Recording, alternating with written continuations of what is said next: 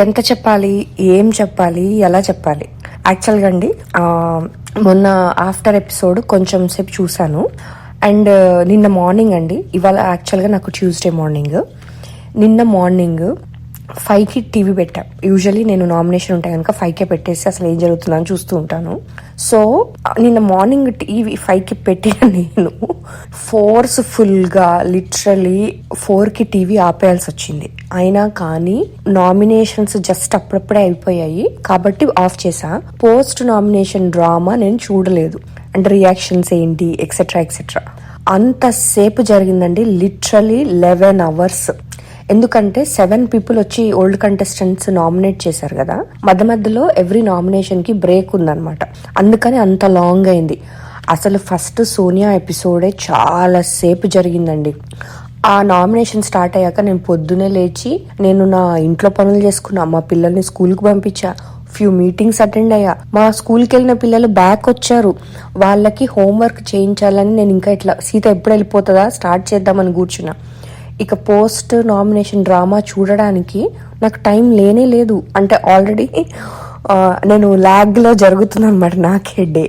So ఇంక మా పిల్లల హోంవర్క్ ఇంపార్టెంట్ అనే ఒక రీజన్కి పోస్ట్ నామినేషన్ డ్రామా చూడకుండా నేను ఆఫ్ చేశాను.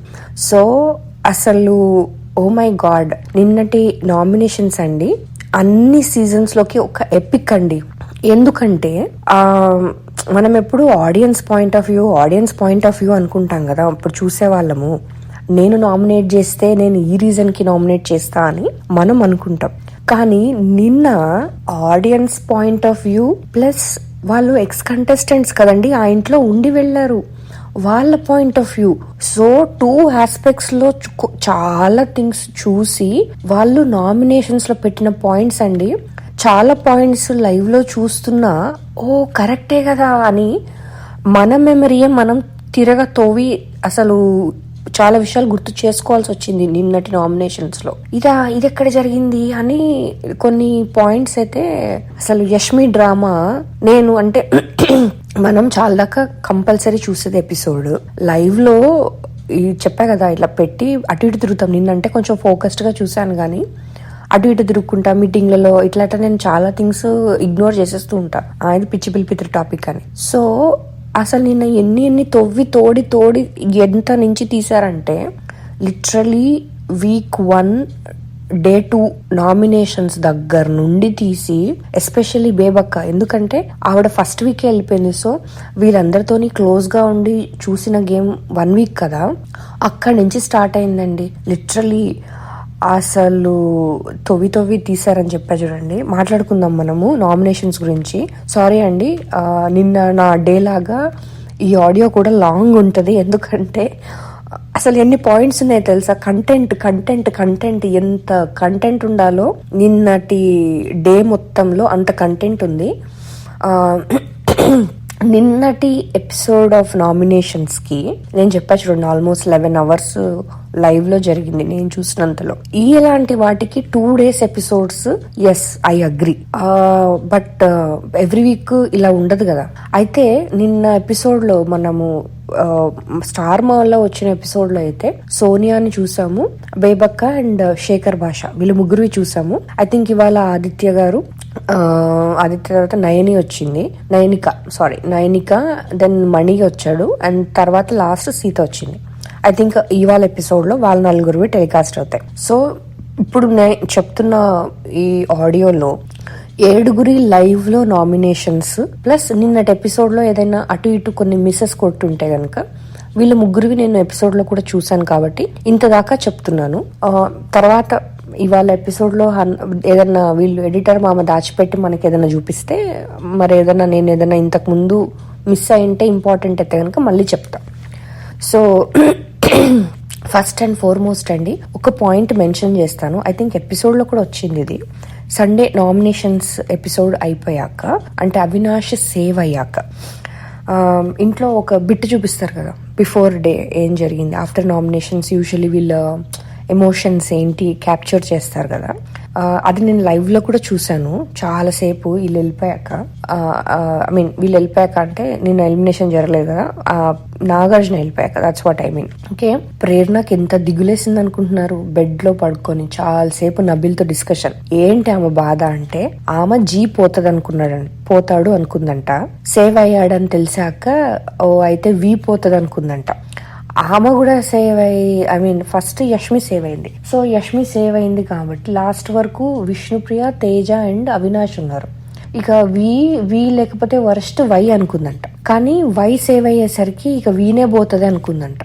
కానీ ఎలా డేంజర్ లో అలా ఎలా రా, ఇక మా రెగ్యులర్ స్లాంగ్ ఒకటి ఉంటది కదా, జీ ఎలా సేవ్ అయ్యాడ్రా, వాణ్ణి మా వాళ్ళు టాప్ 5 లో పెట్టడం ఏంట్రా. అసలు ఎంతసేపు నత్తి బ్రెయిన్ అని మనం విష్ణుప్రియ అని అనుకుంటున్నాం కానీ వీళ్ళందరూ ఏం తక్కువ లేరండి. అందరూ కాంపిటీషన్ లో ఉన్నారు. Most of the families except Prithvi family అసలు టోటలీ టిపికలీ డిఫరెంట్ ఉన్నారులేండి. వాళ్ళొక్కరిని వదిలేస్తే 10 కంటెస్టెంట్స్ లో ఒక్క కంటెస్టెంట్ వదిలేయండి. 9 కంటెస్టెంట్స్ ఏం చెప్తున్నారు?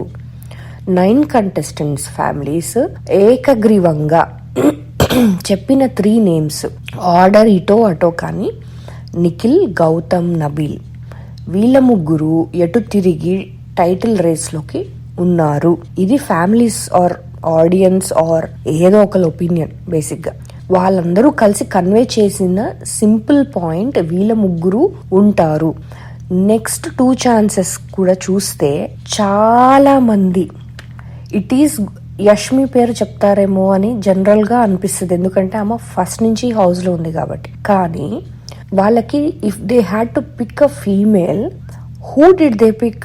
They picked either Prerana or Rohini. కానీ ఇంకొక థర్డ్ ఆప్షన్ విష్ణుప్రియ, యష్మిని కాదు.